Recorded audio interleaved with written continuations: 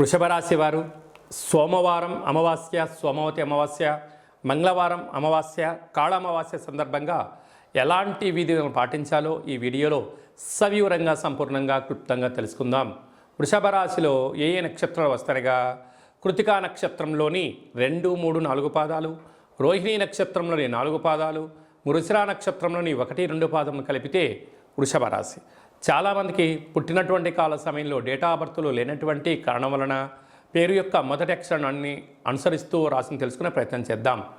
ఈ, ఉ, ఏ, ఓ, వా, వి, ఉ, వే, ఓ అక్షరాల వారందరూ కూడా వృషభ రాశి జాతకులే.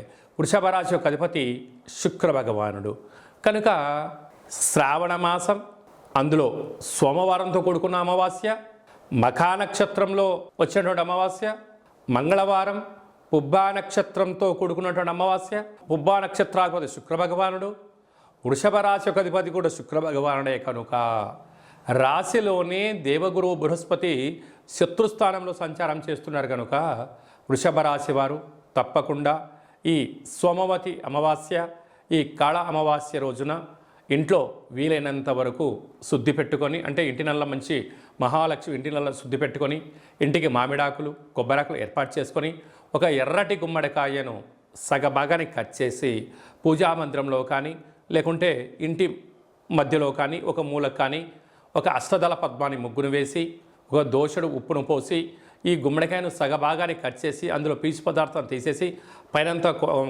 ఆ యొక్క గుమ్మడికాయ పైన పసుపుతో కుంకుమతో అలంకారం చేసి అందులో సమృద్ధిగా నూనెను పోసి తూర్పు, ఆగ్నేయ, దక్షిణ, నైరుతి, పశ్చిమ, వాయువ్య, ఉత్తర, ఈశాన్యం వైపు 8 రకాల ఒత్తులు పెట్టి దీపాన్ని వెలిగింపచేసి మీ మనసులో ఏదైతే కోరిక ఉందో కోరికను కోరుకొని ఆ దీపం కొండెక్కక ముందే ఆ యొక్క దీపానికి చక్కెర పొంగలని కానీ పెరుగన్నాన్ని కానీ నైవేద్యంగా ఏర్పాటు చేసి ఈ యొక్క దీపాన్ని ఆ పెట్టిన నైవేద్యాన్ని సాకలి వాళ్ళకు దానం చేసినట్లయితే మీ ఇంట్లో అద్భుతమైనటువంటి నరదృష్టి, శత్రు ప్రభావాలు, ఈతి భావాలు తొలగిపోతాయని చెప్పి గమనించగలగాలి.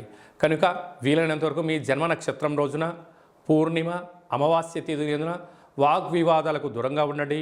వీలైనంతలో మౌనం, ధ్యానం, ఆధ్యాత్మికత, యోగా ఆసనాలు వేయగలిగినట్లయితే ప్రశాంతత ద్వారా ఆనందయోగం మీ సొంతమవుతుంది. అలాగనే 2వ స్థానంలో కుజుడు ఉండడం వలన కుజదోష ప్రభావం కావడం వలన దయచేసి ఎవరికి డబ్బులు ఇవ్వద్దు, డబ్బులు తెచ్చుకోవద్దు, రెండింటితో ఇబ్బంది అని చెప్పి గమనించగలగాలి. అర్ధాస్తమ రవి కనుక అనారోగ్యాలు పొంచి ఉన్నాయి, ప్రమాదాలు పొంచి ఉన్నాయి. తస్మాత్ జాగ్రత్త. లాభస్థానంలో రాహు ఉన్నాడు. కష్టపడి పనిచేయడము వృషభ రాశి వంతు.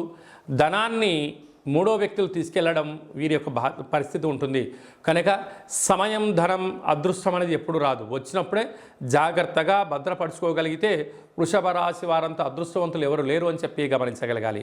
వ్యవసాయ సోదరీమణులు, గృహ భవన నిర్మాణ కార్యక్రమం చేసేవారు, సాఫ్ట్వేర్, హార్డ్వేర్ ఉద్యోగస్తులు, హోటల్ వ్యాపారస్తులు, మార్కెటింగ్ రంగము, వస్త్ర వ్యాపారాలు, అలాగనే స్వర్ణకారిత వ్యాపార కార్యక్రమాలు చేసేటువంటి వారికి ఓపిక, పట్టుదల ద్వారా నరదృష్టిని తొలగించుకోగలిగితే అదృష్టం వృషభ రాశి సొంతం అని చెప్పి గమనించాలి.